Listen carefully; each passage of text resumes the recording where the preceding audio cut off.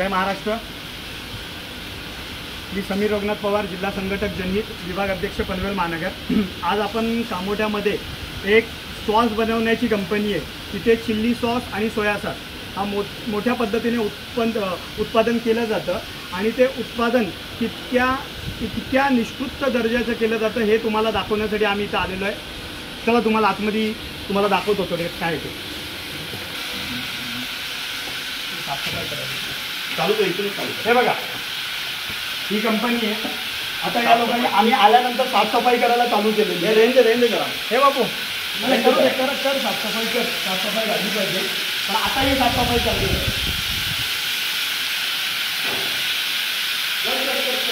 काम चालू आहे। आता सगळ्यात महत्त्वाची गोष्ट म्हणजे पाणी।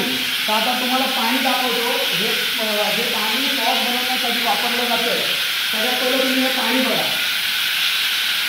म्हणजे सगळ्यात महत्त्वाचा घटक असतो पाणी। तर हे पाणी बघा कोणत्या पद्धतीचं आहे। हे आमची सरकारी तुम्हाला पाणी दाखवत आहे एक ड्रममध्ये। त्या पाण्यामध्ये बघा चड्डी पण टाकलेली आहे।